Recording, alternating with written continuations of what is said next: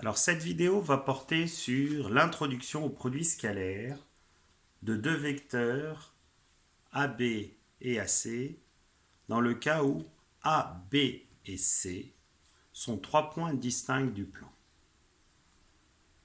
Alors, on va dans un premier temps introduire, après avoir placé au hasard trois points A, B et C, on va introduire une expression. Alors, soit 3 points A, B et C, et considérons l'expression définie de la sorte petit p égale AB au carré, plus précisément petit p égale 1 demi, le tout facteur de AB au carré plus AC au carré moins BC au carré. Alors, le but de cette vidéo est d'essayer d'exprimer cette quantité petit p qui dépend de A, de B et de C, et ceci de plein de manières différentes. Souvenir du collège. Est-ce que, une fois les points A et B placés, est-ce que dans certains cas, un des théorèmes du collège vous permet de déterminer avec exactitude la valeur de petit p dans un cas particulier de positionnement du point C? Alors, si vous en souvenez pas, je vous remets sur la voie. Si jamais vous prenez un point C de sorte qu'à ce que le triangle ABC soit précisément rectangle en A. Alors, que pouvez-vous dire dans ce cas très particulier où le triangle ABC est rectangle en A de la valeur de cette quantité petit p? Alors, vous avez tous pensé à utiliser le théorème de Pythagore, et le théorème de Pythagore vous dit du fait que le triangle ABC est rectangle en A, que AB au carré plus AC au carré égale BC au carré, ce qui donne précisément P égale 0. Alors, que dire dans tous les autres cas? Alors, regardez.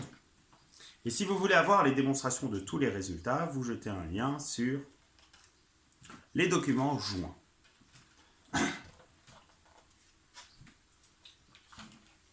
Donc, travaillons avec cette quantité petit.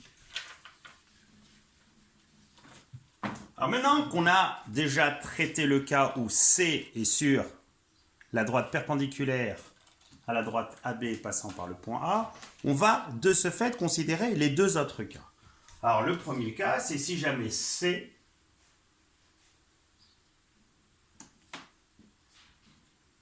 est tel que si on considère le projeté orthogonal du point C sur la droite AB, projeté orthogonal qu'on va appeler C', les vecteurs AC' et AB sont de même sens. Et dans un dernier cas de figure, on va considérer le point C, qui va se trouver forcément sur ce demi-plan, de sorte à ce que si l'on venait à considérer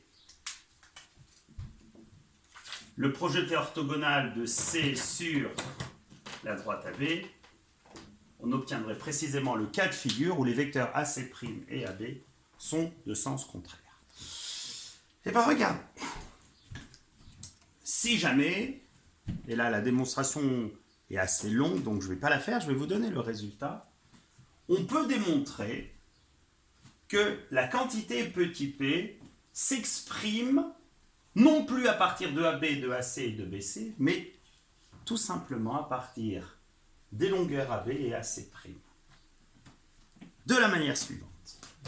Dans le cas où les vecteurs AC' et AB sont de même sens, alors la quantité petit p est précisément égale à AC' fois AB. Je tenais à vous rappeler que C' est défini comme étant le projeté orthogonal du point C sur la droite AB. Et dans le cas où les vecteurs AC' et AB sont de sens contraire,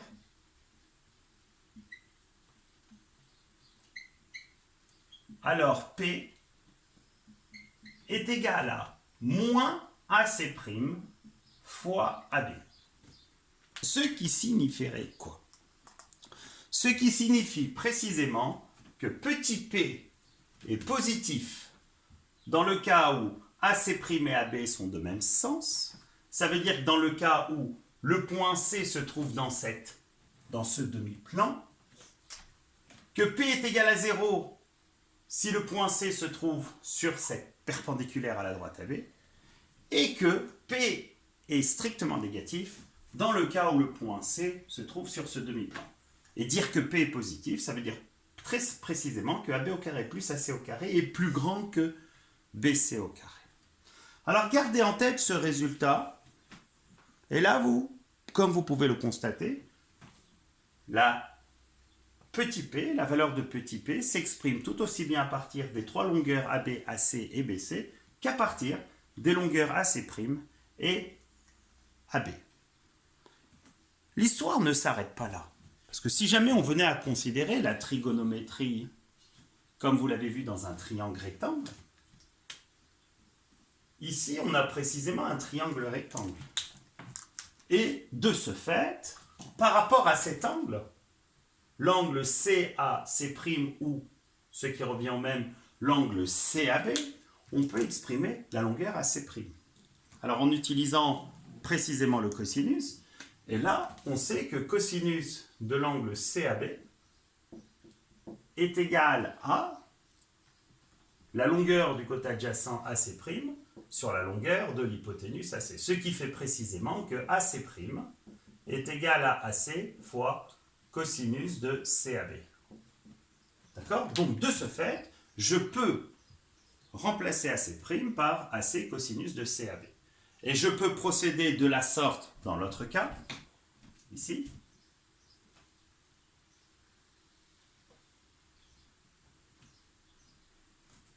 L'angle se trouve ici, l'angle BAC. Et l'angle BAC est égal précisément à pi moins l'angle C'AC. Après, vous êtes censé savoir que cosinus de pi plus alpha est égal à moins cosinus de alpha. Donc, jetez un œil sur la démonstration détaillée et il va découler alors que quelle que soit la position du point C, on obtiendrait de manière générale que cette même quantité P s'exprime alors sous la forme P égale AB fois AC fois cosinus de l'angle BAC. C'est assez surprenant, c'est-à-dire que, je reprends, on est parti de cette quantité P qui dépendait de AB, AC et BC. On a réussi en distinguant deux cas à l'exprimer uniquement à partir de AC' et de AB, et que maintenant on peut aussi l'exprimer à partir de AB, de AC et de l'angle BAC. Alors vous croyez que l'histoire s'arrête là? Absolument pas. Cette même quantité peut s'exprimer aussi d'autres manières. Alors comment? Et ceci, quelle que soit la position du point C. Donc ici j'ai A, ici j'ai B. Je prends un point C, alors je vais le prendre ici. Et cette fois-ci, je vais introduire le point D, de sorte que le quadrilatère ABDC soit précisément un parallélogramme. Donc le point D, il est là. Et bien cette même quantité P, on peut le démontrer. Il suffit de jeter un œil sur les documents joints. On peut l'exprimer cette fois-ci sous la forme 1/2 de, attention, AD au carré moins AB au carré moins AC au carré. C'est-à-dire, précisément, si vous avez compris les choses, P s'exprime tout aussi bien à l'aide de longueur ici, et le même P s'exprime à l'aide d'autres longueurs. Et si jamais vous venez à utiliser que P s'exprime de ces deux manières, vous aurez forcément que ça est égal à ça. Observez, ça signifie quoi? Ça signifie que dans un parallélogramme, si vous avez les deux longueurs AB et AC, alors si l'une des diagonales du parallélogramme est connue, alors forcément, vous réussirez, en résolvant une équation basique, à déterminer la longueur de l'autre diagonale. Alors vous vous dites, est-ce que ça s'arrête là? Non. Il y a une autre formule. Alors l'autre formule s'applique précisément dans le cas où vous avez un repère orthonormé. Alors si vous avez un repère orthonormé, O et J, du plan, alors le même P s'exprime aussi sous la forme P égale l'abscisse du vecteur AB fois l'abscisse du vecteur AC plus l'ordonnée du vecteur AB fois l'ordonnée du vecteur AC. Vous allez me dire, mais c'est remarquable tout ça. Donc, le même P s'exprime. On reprend. De deux manières différentes, uniquement à partir de longueur. D'une manière, en distinguant deux cas, à partir de longueur et de longueur de projetés orthogonaux. D'une autre manière, à partir de longueur et d'angle. Et pour finir, dans un repère orthonormé, à partir des coordonnées de vecteurs. Comme P est remarquable, comme vous l'avez été à votre naissance, ou vos parents vous ont donné un prénom, ici, que va-t-on faire? Eh bien, on va baptiser ce petit p. Et vous savez comment on l'appelle? Eh bien, ce petit p sera appelé produit scalaire des vecteurs AB et AC. En conséquence de quoi, vous pourriez, et c'est le résultat à retenir, vous pourriez de ce fait utiliser que le produit scalaire des vecteurs AB et AC, que l'on note de la sorte, AB scalaire AC, est à la fois égal à, première, vérifions si vous avez de la mémoire. Donc première, 1 demi de AB au carré plus AC au carré moins BC au carré. Deuxième, AC' fois AB, ou alors moins AC' fois AB. Cela dépend du fait que si les vecteurs AC' et AB sont de même sens, ou de sens contraire. Il s'exprime aussi sous la forme AB fois AC fois cosinus de l'angle BAC. Il s'exprime aussi sous la forme 1 demi de AD au carré moins AB au carré moins AC au carré, où précisément le quadrilatère ABDC est un parallélogramme. Et pour finir, il s'exprime sous la forme XAB, abscisse du vecteur AB, fois XAC, plus YAB, fois YAC. Attention, ceci dans un repère orthonormé. Alors vous allez me dire, donc au final, à quoi précisément peut servir le produit scalaire des vecteurs AB et AC? Avant de mettre en application dans des exercices, sachez une chose. Comme le produit scalaire de AB et des vecteurs AC est bien sûr de toute évidence un réel, qui est peut-être positif, peut-être négatif, peut-être nul. Comme il s'exprime de ces 5 manières différentes, alors supposez que vous ayez un exercice où on vous donne les longueurs AB, AC et BC et qu'on vous demande de déterminer une mesure de l'angle BAC. Qu'est-ce qu'il va falloir faire? Associer ces deux formules. Supposez que vous ayez un exercice où on vous donne les coordonnées des vecteurs et on vous demande la longueur du projeté orthogonal de AC sur AB. Qu'allez-vous faire?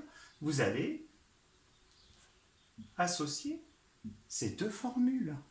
Et voilà le but du produit scalaire. Donc en gros, le produit scalaire permet, dans certains cas, ce que faisait le théorème de Pythagore et la trigonométrie du collège, mais dans un cas très particulier, celui où le triangle était rectangle.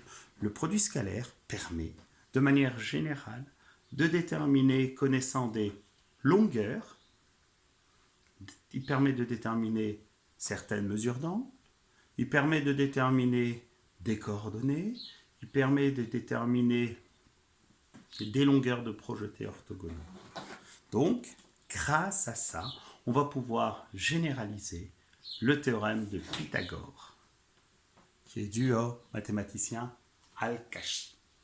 Alors, on va mettre en application. Donc, la première des applications du produit scalaire, je vais vous placer des points et vous allez très simplement me dire si le produit scalaire des vecteurs AB et AC, après vous pourrez généraliser aux vecteurs que vous voulez, est positif, négatif ou nul. Donc ces formules, faites en sorte de les mémoriser. Si vous voulez avoir, comme je vous l'ai dit, davantage d'informations, toutes les démonstrations sont jointes à la vidéo.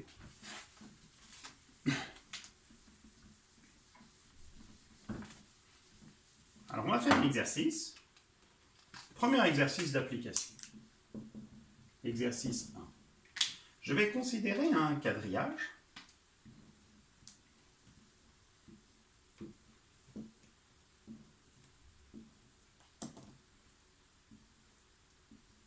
Et je vais prendre ici le point A. D'accord? Ici, je vais prendre le point B. Et ici, je vais prendre le point C.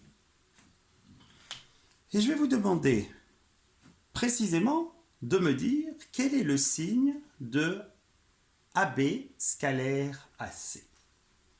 Alors parmi les 5 formules, laquelle est la plus adaptée, la plus appropriée ici pour déterminer le signe de AB scalaire AC? Sachez que, de manière générale, la plus simple, si on a le positionnement des points ABC, est celle qui fait appel aux projetés orthogonaux. Donc ici, que va-t-on faire? On va projeter orthogonalement le point C sur la droite AB. Très facile, j'ai choisi un quadrillage assez simpliste. Le point C' se trouve ici. Et comme vous pouvez le constater, les vecteurs AC' et AB étant de sens contraire, AB scalaire AC sera négatif. Donc si jamais on utilise l'histoire du projeté orthogonal ici, on va avoir AB scalaire AC qui va être égal à moins la longueur de AC' qui fait 1 fois la longueur de AB qui fait 3. Donc on obtient précisément moins 3. Alors vous allez me dire, mais est-ce qu'on pouvait déterminer le produit scalaire des vecteurs AB et AC de manière autre que cela? Tout simplement, il suffit de considérer un repère orthonormé. Alors si jamais je considère le repère orthonormé, je vais m'arranger à le prendre de manière assez simple ici. Je prends A comme origine. Et dans ce cas, le vecteur AB a pour coordonnées 3, 0.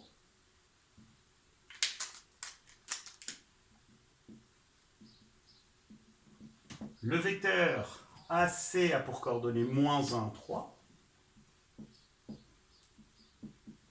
Donc si je venais à utiliser la formule du produit scalaire, AB scalaire AC est égal à 3 fois moins 1 plus 0 fois 3, ce qui donne précisément moins 3. Wow, youpi, on trouve le même résultat, c'est une évidence. Alors maintenant, si on venait à exprimer autrement avec les longueurs, c'est-à-dire du point de départ. Donc si on exprime à l'aide des longueurs, je vais avoir AB scalaire AC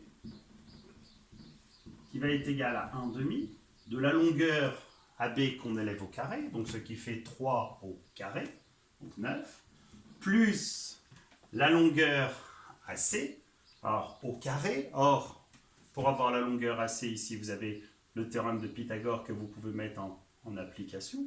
Ici, vous avez une hypoténuse, ici un angle droit. Donc, vous avez ça au carré égale ça au carré plus ça au carré. 3 au carré 9 plus ça au carré 10, donc ce qui fait 10, moins la longueur BC.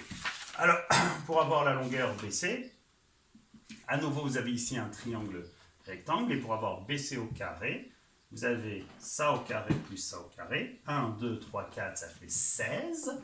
16 plus 9, ça fait 25. Donc, ça fait moins 25. Et si vous venez à faire le calcul, 9 et 10, 19. Moins 25, moins 6. Moins 6 sur 2, moins 3. Waouh!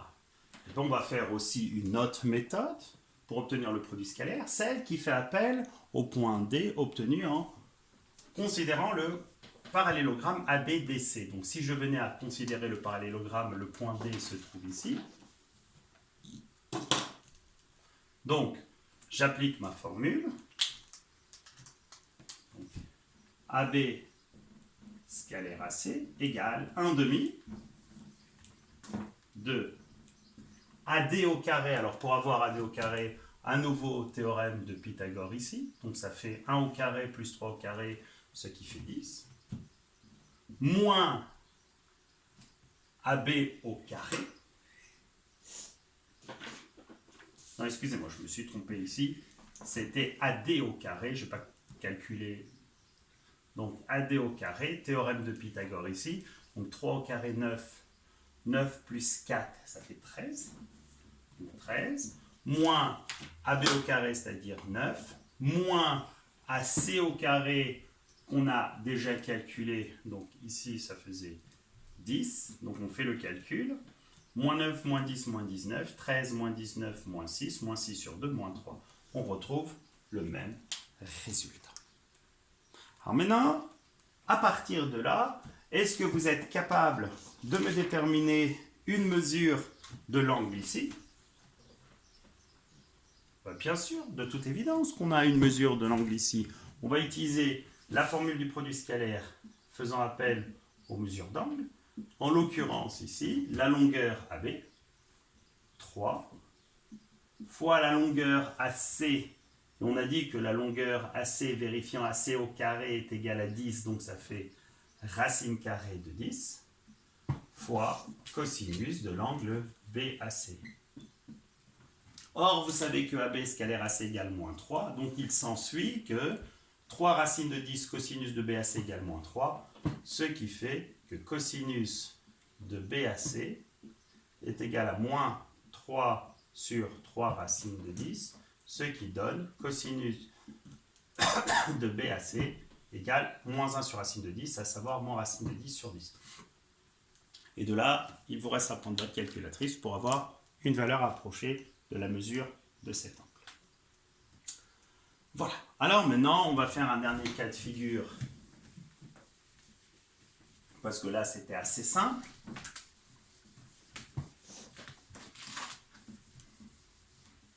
J'ai volontairement utilisé des quadrillages ici et des positions de points sur les quadrillages.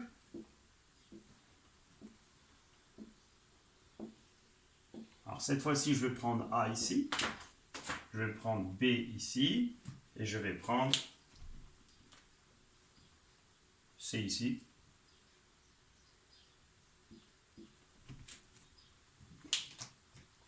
Et je vais poser comme question, vous posez comme question, allez, carrément, on va prendre C ici, il est assez simple. Je vais prendre C ici. D'accord. Et je vais vous demander précisément de me déterminer, de manière la plus rapide possible, le signe du produit scalaire des vecteurs AB et AC. Donc, gardez en tête ce qui a été énoncé précédemment. Pour avoir le signe de AB scalaire AC, la méthode la plus simple est de projeter orthogonalement. Donc, on a ici la droite AB, et on va projeter orthogonalement. D'accord. Volontairement, mon quadrillage est très mal fait, ça a été un choix. Ici, on a le point AC', et quel est le constat que l'on peut faire? C'est que les vecteurs AC' et AB sont de même sens, et de ce fait, AB scalaire AC est positif. Alors maintenant, si je vous demande de me déterminer la valeur exacte de ce produit scalaire, qu'allez-vous faire? La méthode la plus simple, c'est de considérer un repère. Alors le repère, vous le prenez comme vous voulez. Enfin, on va le prendre ici, comme tout à l'heure. I et J. Alors quelles sont les coordonnées du vecteur AB ici? Coordonnées du vecteur AB, donc j'avance de 2, je descends de 2, ce qui fait 2 moins 2. Coordonnées du vecteur AC, j'avance de 4, je monte de 1, donc 4, 1. Ce qui fait que AB scalaire AC s'obtient tout simplement en faisant 2 fois 4 plus moins 2 fois 1. Ce qui donne 8 moins 2, à savoir 6. Et pour finir cette vidéo, je vais vous demander de me déduire ici la valeur de AC', où C' est le projeté orthogonal de C sur AB. Et par la suite, de me déterminer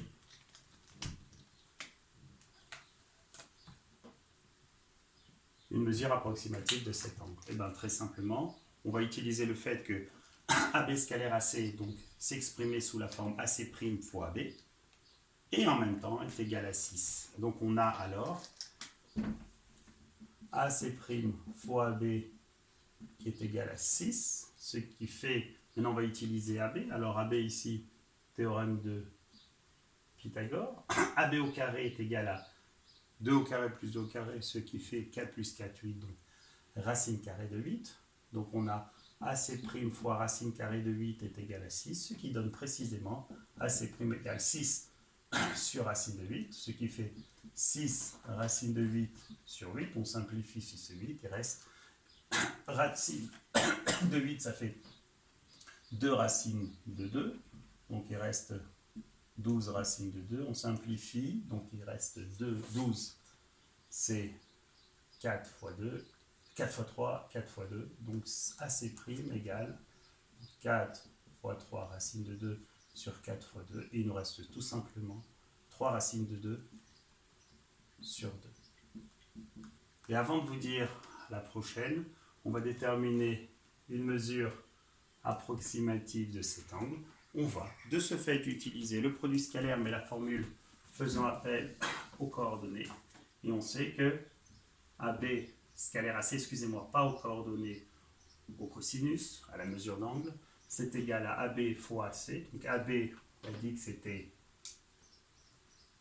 racine de 8, ce qui fait 2 racines de 2, fois AC, à nouveau le théorème de Pythagore ici, AC au carré égale à 16 plus 1, 17, donc ça fait racine de 17, fois cosinus de l'angle BAC. Qu'est-ce qu'il suffit de faire? Utiliser que AB scalaire AC est égal à 6, et il va donc rester que 2 racines de 34 cosinus de BAC est égal à 6, ce qui fait que cosinus de BAC égale à 6 sur tout ça, ce qui fait 3 sur racine de 34. Et là, vous prenez votre calculatrice, après, peu importe si vous voulez un arrondi au degré ou au radian, au dixième de degré ou au dixième de radian, il suffit d'utiliser Shift cos, faites Shift cos ou inverse cosinus de 3 sur racine de 34, et vous trouvez, donc en radian, vous trouvez de là que BAC est environ égal en radian à 1,03 radian. Et si vous voulez en degrés, vous repositionnez, donc ça va éviter la conversion, vous repositionnez votre calculatrice en mode radian. Vous la positionnez en mode degré si vous voulez en degrés. Et là, vous obtenez environ 59,04.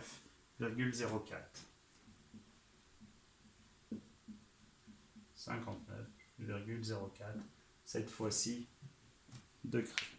Donc petit récapitulatif, cette vidéo qui est assez longue, parce que c'est une notion qui n'est pas forcément simple, mais qu'il faut maîtriser. À quoi sert précisément le produit scalaire? C'est la question que je vous ai posée. Vous avez eu la réponse au cours de cette vidéo. Il sert, dans certains cas, à déterminer des mesures de longueur, des mesures d'angle, des coordonnées, des mesures de projetés orthogonaux, et ceci, quelle que soit la nature du triangle ABC. Au revoir. Essayez pour la prochaine fois de mémoriser les 5 formules. Merci. Au revoir.